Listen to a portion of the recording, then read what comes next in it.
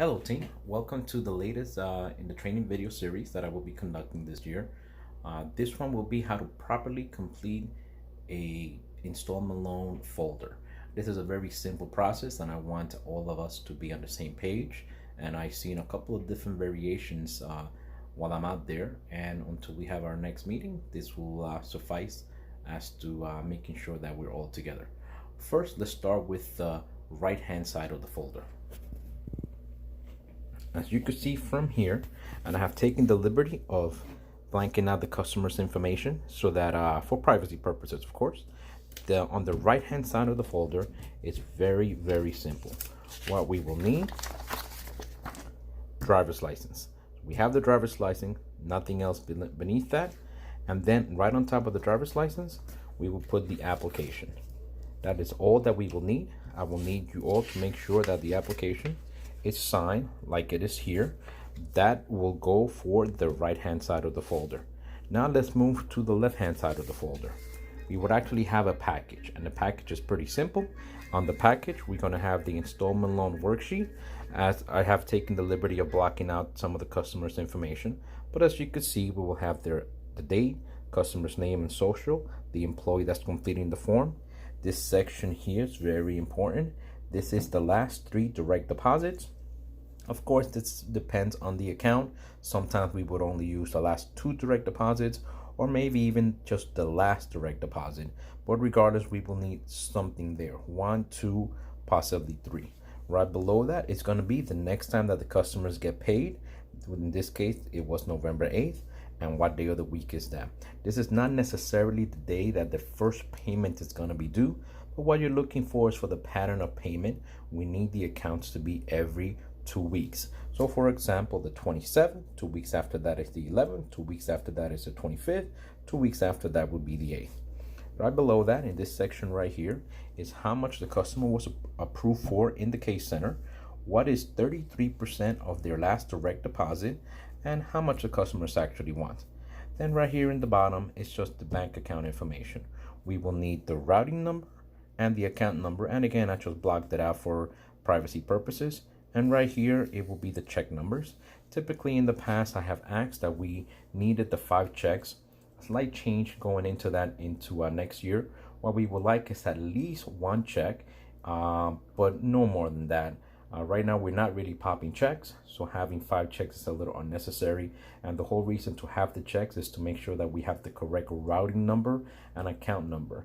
In the event that the customer doesn't have any checks, we will of course continue to do the loan without an issue.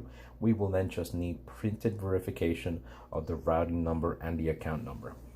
The bottom section right here is what the managers will be checking off that they checked everything. Now right behind this, first thing that you will notice is the bank account information. A bank statement is not really something that we're looking for in this section. What I want is the direct deposit information. So we have the account number there, or at least the last 4. And right behind that, you're going to see the first direct deposit is dated October 25th for 11/24, which is exactly the same thing as here. And then the one before that, which is dated October 11th, and it's the same one that matches there. No reason to go any further. I see that the direct deposits match, and I clearly see that they're direct deposits. Right after that, what we will need in the file will be the MLA form or the talent act. We need to have one or the other. If it's a talent act, it needs to be completed by the customer, signed and dated, just like here.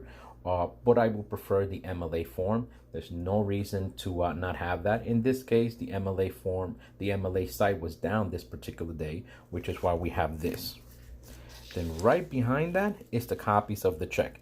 This is when we were having the 5 checks, but going forward, we would only want the 1 check.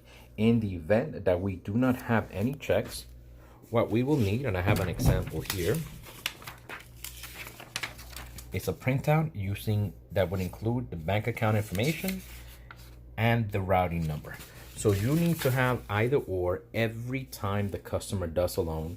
You have to treat an installment loan basically like a new loan. Do not take it for granted. Even if they were here 2 weeks ago and they paid in full, you will need to have the information regarding the routing number or the account number, or of course if they have a check. If or if they do have a check, as long as you were able to print the last direct deposits, you're good to go. The other change will be here on the left side of the folder. With the supply orders for next month, I would like you all to order a clear pouch that we would actually stick to this side of the folder. And this is where we will actually insert the checks that the customers are giving us. Therefore, when the loan is completely paid, we'll take out the checks and then we'll give it back to the customer. In the event that the customer writes off, when we put this folder in the write-off cabinet, the whole entire folder goes in there and it actually has the check. And obviously, we no longer need a check box for the installment loans. Honestly, it's not on your health check, so it's really just a waste of time, and it's just taking up space, and it's going to continue to grow. So I'd rather keep it on there. Well, guys, that basically does it for me. Thank you so much for your time. If you have any questions, feel free to call me, and let's keep on growing. Let's have a great year. Thank you.